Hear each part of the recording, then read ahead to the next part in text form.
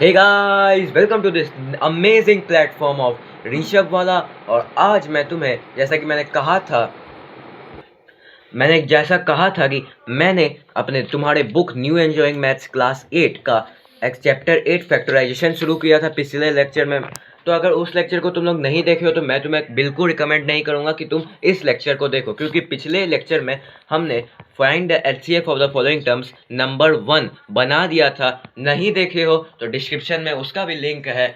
और भाई तो चलो आज हम लोग नंबर 2 स्टार्ट करने वाले हैं चैप्टर 8 का।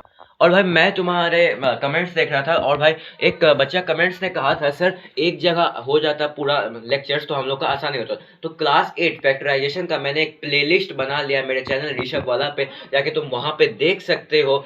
और भाई पिछले वीडियो में तुम लोग ने बहुत ज़्यादा प्यार नहीं दिखाया था, लेकिन बहुत ठीक ही है। तो आज भैया हम लोग शुरू करने वाले हैं एक्सरसाइज 8A। 1 नंबर कर लिया था, नहीं देखे हो डिस्क्रिप्शन में लिंक है। आज 2 नंबर करने वाले हैं, तो जल्दी से वीडियो को स्टार्ट करते हैं।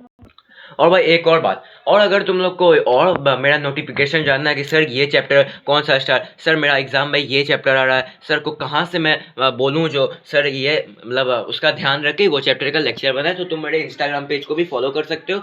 डिस्क्रिप्शन में पूरा लिंक दे दिया है मैंने। और भाई चलो अब बिना देरी के वीडियो को स्टार्ट करते हैं। तो जैसे फैक्टराइज द फॉलोइंग नंबर 2 तो मैं यहाँ पे दिख रहा है, तो यहाँ पे मैंने क्वेश्चंस थोड़ा मोड़ा लिख लिया। जैसे कि पहला क्वेश्चन है 6A + 6B। कुछ नहीं करना है हम लोग को, जो कॉमन दिखे। जैसे इस दोनों टर्म्स में कॉमन क्या है, तुम लोग को कॉमन क्या दिख रहा है? सर मुझे कॉमन 6 दिख रहा है और सर कॉमन 6 दिख रहा है। तो 6 को तो पहले मैं गिवन लिख दिया 6A + 6B = 6 को कॉमन रखा और जितना बचा क्या बचा सर, A + B बचा, तो A + B को ब्रैकेट में ठूस दो। जैसे अब यहाँ पे देखो, यहाँ समझ में नहीं है, यहाँ पे देखो 1/2x + 1/2 कॉमन क्या है? कॉमन क्या है जल्दी से बताओ कॉमन क्या है? तो सर 1/2 कॉमन है, यहाँ पे भी 1/2, सर 1/2 कॉमन है। तो लिखेंगे, पहले गिवन हम लोग को लिखना होता है 1/2x + 1/2 = कॉमन क्या है सर? 1/2 है सर। तो 1/2 को और जितना बचा ब्रैकेट में ठूस दो। यहाँ पे x है, x बच गया। और यहाँ पे भाई 1/2 है, तो 1/2 के टेबल में 1/2 कितना बार में आता है? 1 बार में, तो यहाँ x + 1। कोई भी दिक्कत है? नहीं दिक्कत है, चलो ये वाला जल्दी से तुम लोग बना के देखो।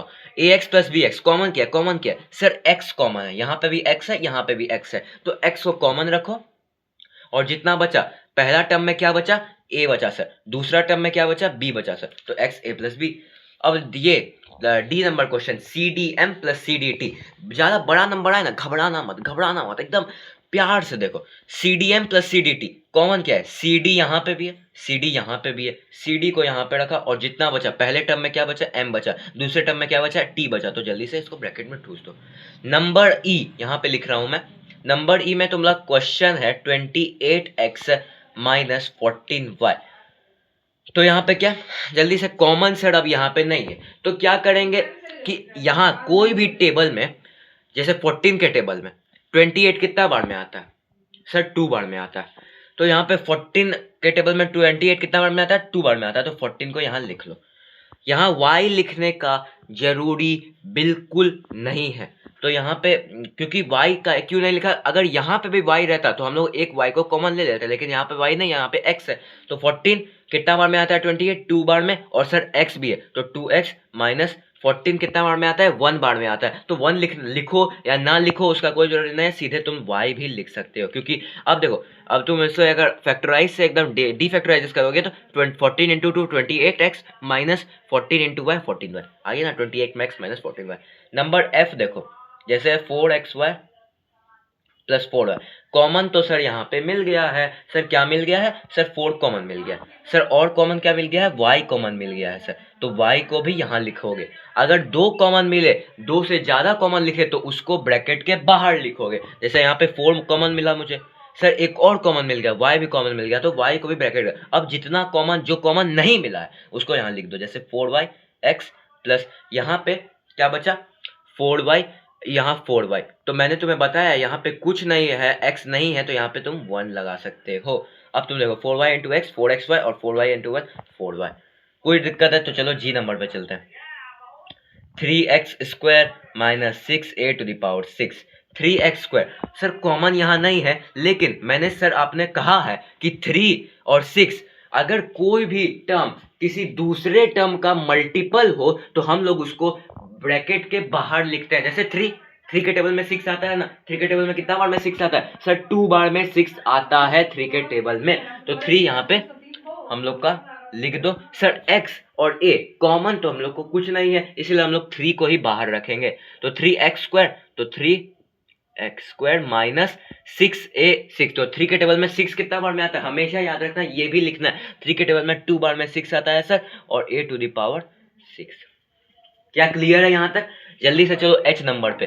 तो h नंबर हमारा है भाई, अभी तक समझ में आ रहा है ना भाई? नहीं समझ में आ रहा है कमेंट्स बॉक्स में जल्दी लिखो भाई।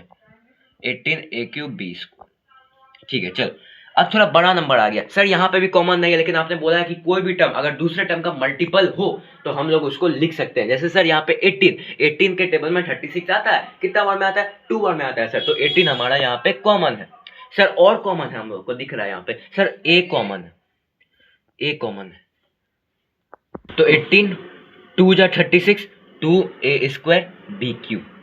सॉरी भाई, यहाँ पे 18 है, 18 कॉमन ले लिया सर। और कॉमन है ए भी कॉमन। अब भैया जो कॉमन जो सबसे छोटा वाला होगा ना, जैसे 2 यहाँ a2 है और यहाँ a³ है, तो जो सबसे छोटा पावर होगा ना हम लोग को उसको लेना है। जैसे a² लेना, और b³ है यहाँ b², सबसे छोटा पावर कौन है? b²। 18 2 या 36 और a। तो भाई बाकी जो मैं ये अच्छा से नहीं बता पाया, क्यों नहीं बता पाया? एक रीज़न, तुम लोग को इसको होमवर्क में करना है। कौन सा? ये 36, और सब एकदम सेम है। किसी में भी डाउट आता है ये इंस्टाग्राम पेज पे या यूट्यूब वाले पेज पे, जल्दी से मुझे कमेंट्स में बता देना, इसी पे एक डाउट सेशन भी मैं रख दूंगा। तो ऐसे ही भाई अपना प्यार दिखाते रहो, और वीडियो अच्छी लगी हो तो लाइक सब्सक्राइब जरूर करना। थैंक्स।